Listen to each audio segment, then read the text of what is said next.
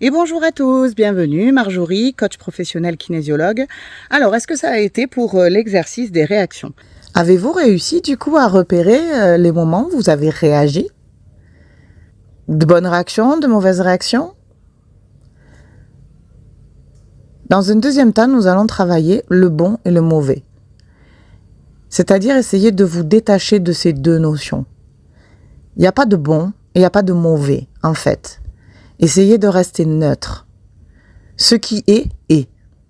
D'accord? Que je réagisse de telle ou telle manière, il n'y a pas de bonne réaction ni de mauvaise réaction, il y a une réaction. Une réaction qui est liée à quelque chose qui n'est venu perturber ma manière de fonctionner, qui est venu perturber mes habitudes, qui est venu troubler peut-être les objectifs que j'avais, qui est venu en fait semer une petite distraction dans ce que je pensais faire ou comment je pensais le faire. Avez-vous pu constater à quel point on réagit? Alors vous allez me dire, super, je l'ai constaté, c'est génial, maintenant j'en fais quoi? Deuxième travail, c'est ce que je suis en train de vous expliquer, c'est de ne pas le juger.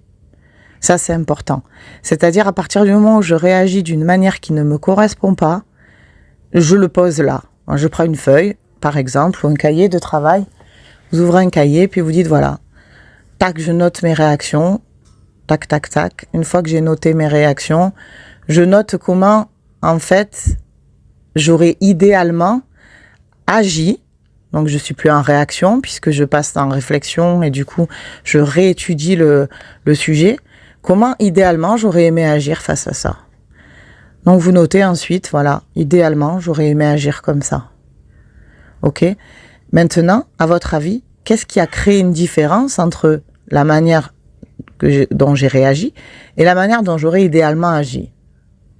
L'émotion. Effectivement, lorsqu'une personne a provoqué un chamboulement chez vous, ça a généré une certaine émotion. Les émotions sont volcaniques. Elles ne sont pas canalisables. Beaucoup me disent, moi j'arrive à contrôler mes émotions, à pas sortir et tout ça. L'émotion, elle est volcanique, dites-vous bien que elle sortira.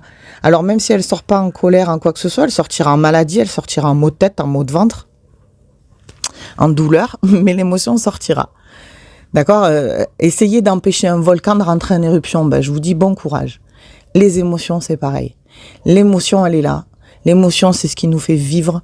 Donc le mieux, c'est d'arriver à vous dire, je vais travailler en fonction de cette information-là.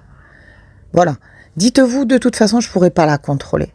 D'accord? Donc, qu'est-ce qui a fait que, à un moment donné, j'ai réagi ou j'ai agi?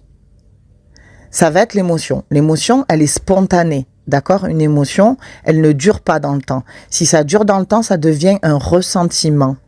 Un sentiment, ressentiment, mais à aucun moment ça reste une émotion. L'émotion, elle est là dans les quelques secondes où suit, si vous voulez, l'action qui vient vous perturber. Ensuite, l'émotion s'en va. Et c'est le sentiment qui prend la place ou le ressentiment en fonction.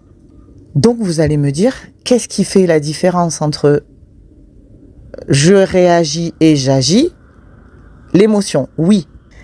Il y a un deuxième paramètre qui est la réflexion. Ou prise de recul. On peut appeler l'un ou l'autre.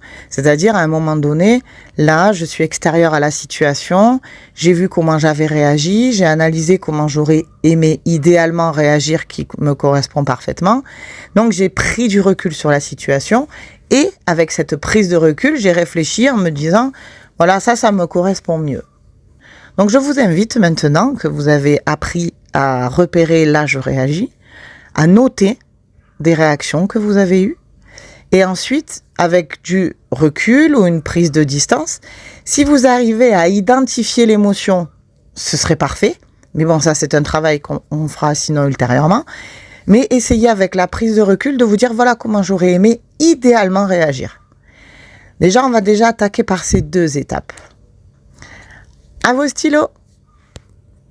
J'espère que ce podcast vous aura plu, qu'il vous aura permis de découvrir ce qui vous manque ou ce que vous souhaitiez découvrir.